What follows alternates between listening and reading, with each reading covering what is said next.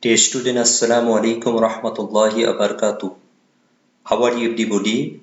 I hope you are fine by the grace of Almighty Allah. I also fine, Alhamdulillah. Today, I am going to take an online class for the student of class 9, subject Islam and Moral Education, chapter 5, lesson 3, topic Hazrat Muhammad sallallahu alaihi wasallam, his youth, prophethood and freezing Islam. I am MD Abdul Salam, senior teacher, Iskar School and College, Patna.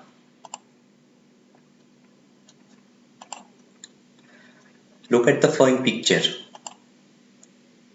Do you know who was the arbitrator of rebuilding the Holy Kaaba? The Prophet Muhammad sallallahu alaihi wasallam.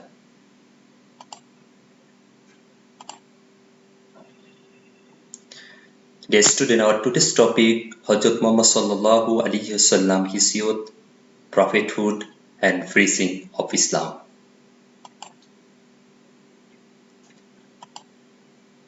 Now, learning outcome. After this lesson, student, we know about the youth of Holy Prophet Muhammad sallallahu alaihi wasallam. We know about the awarding of his prophethood. We know able to explain the propagations of Islam by Prophet Muhammad sallallahu alaihi wasallam. At first, look at the ancient rare picture at the time of Prophet Muhammad sallallahu alaihi wasallam.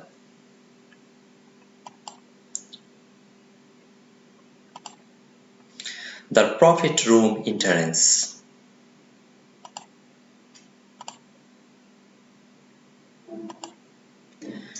Guest room of Prophet Muhammad sallallahu alaihi wasallam.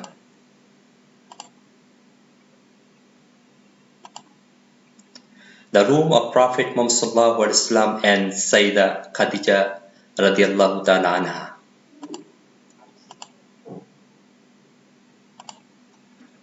This was filled with water for wudu before prayer of Prophet Muhammad sallallahu alaihi wasallam.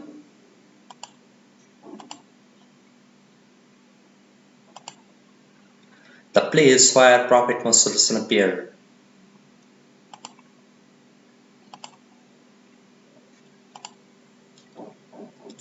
Birthplace of Sayyidah Fatima Zahra, Prophet daughter.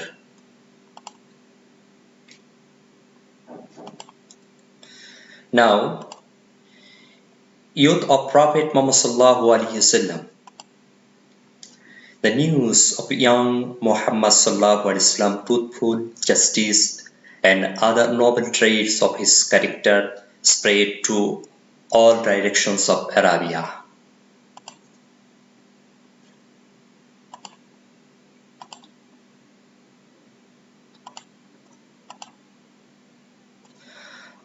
Hazrat Khadija radiyallahu ta'ala anha, the richest and erudite widow of that time, entrusted her business to Prophet Muhammad sallallahu alaihi wasallam. Hazrat Muhammad sallallahu alaihi wasallam toured Syria for her business undertaking. He returned from these business trips with huge profit. The sense of responsibility evinced by young Muhammad sallallahu alaihi wasallam in Hazrat Khadija's business is an example for all the young people.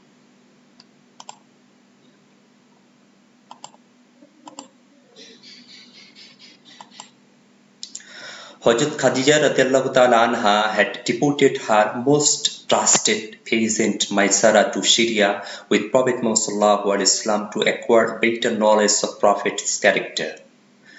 In return from Syria, Maisara narrated to Khadija radiyallahu ta'ala anha the noble traits of Prophet's character.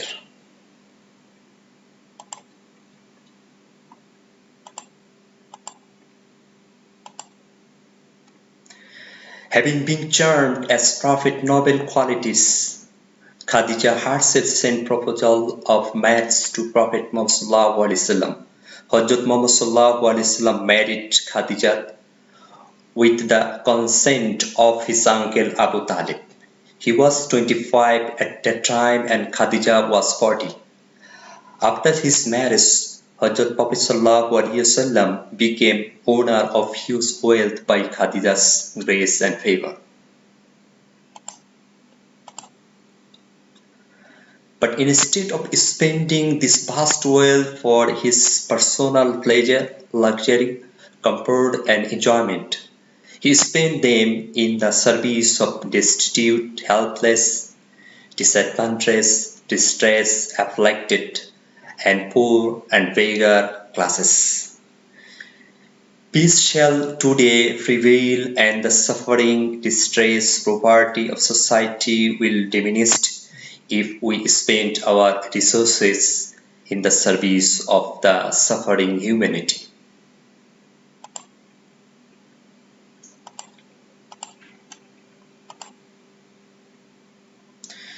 The noble Kaaba was reconstructed when Muhammad was 35 years. Devoted arose among the various tribes of Arabia on the issue of the placement fixing of Hajar-e-Aswad, black stone. Every tribe was equally eager to have all the credits of putting it for itself, but no tribe was ready to relax its claim. Consequently, a battle was about to start.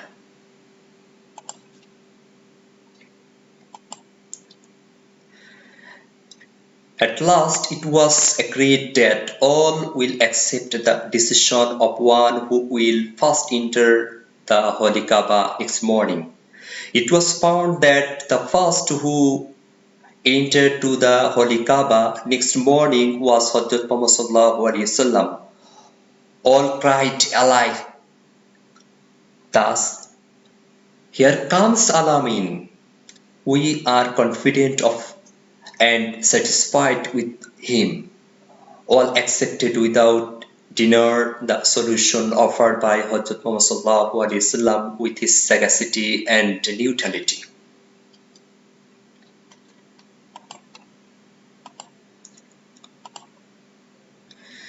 As a result, they escaped an inevitable bloodshed. Peace and order shall prevail if at present also justice is conducted with such discretion and impartiality.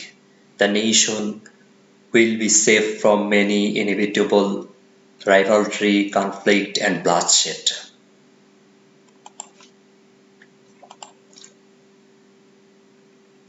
Award of Prophethood.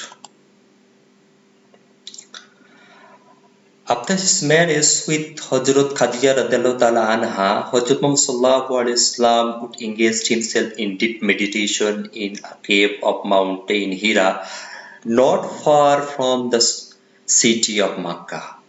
After his long years of the meditation, the angel Jibreel appeared to him with Wahi divine message at the night of Shab-e Qadr in 610 C, when he reached the age of 40, and thus he was referred prophethood.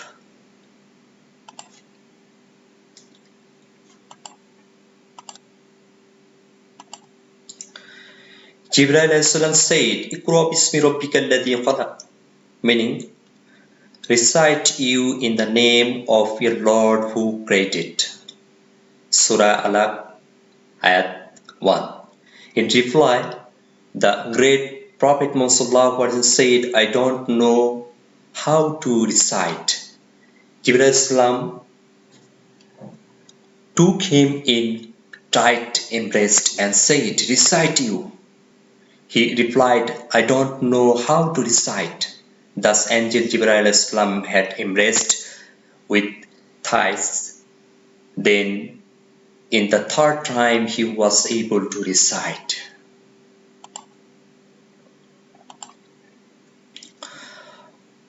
On returning home, Hazrat Muhammad related everything to Hazrat Khadija radiallahu ta'ala anha and expressed a suspicion of his life survival. Hazrat Khadija radiallahu ta'ala anha consoled him saying, "No, never. By Allah, he will never humiliate you because you are maintain the ties of kinship, provide food and shelter to the distressed and the weak, enable the destitute and the needy for self-employment.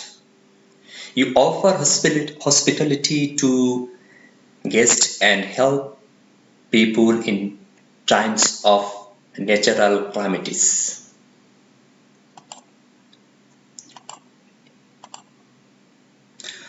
All this indicates how much heartily and intensively Hazrat Muhammad practiced the noble qualities and would devote himself to the service of humanity. We should practice this ideal instinct of the Holy Prophet Muhammad in practical life. The Holy Prophet began preaching Islam to the people of Makkah after receiving prophethood. He announced that there is none worthy of worship beside Allah, and Hazrat Muhammad is Allah's Rasul.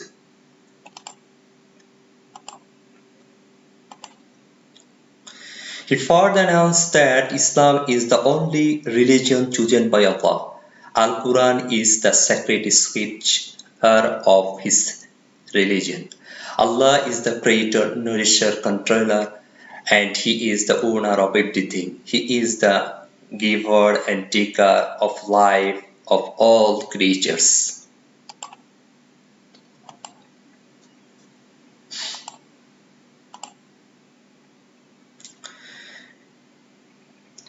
During the initial 3 years, he secretly invited his relatives to Islam.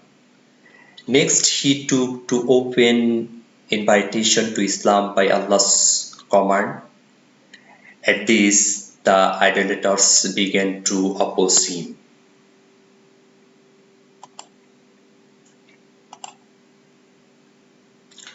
They continued to ridicule him as a renegade in sense. They assaulted him physically, harassed him mentally, wounded him with stones, heaped garbage upon him, humiliated and disgraced him.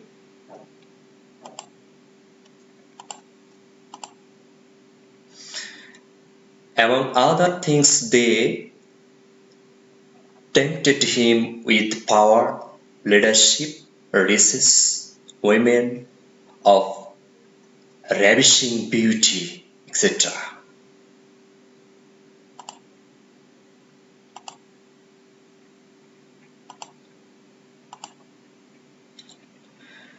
He said, "I shall not desist from preaching this true Islam, even if you bring me the moon in one hand and the sun in the another."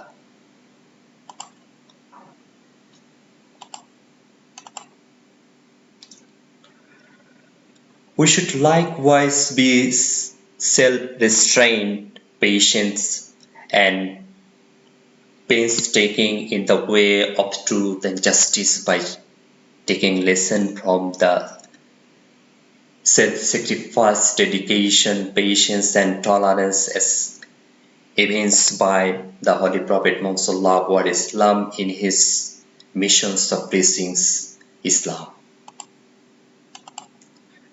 Now the homework. I shall not desist from preaching this true religion, Islam, even if you bring me the moon in one hand and the sun in the another. Explain.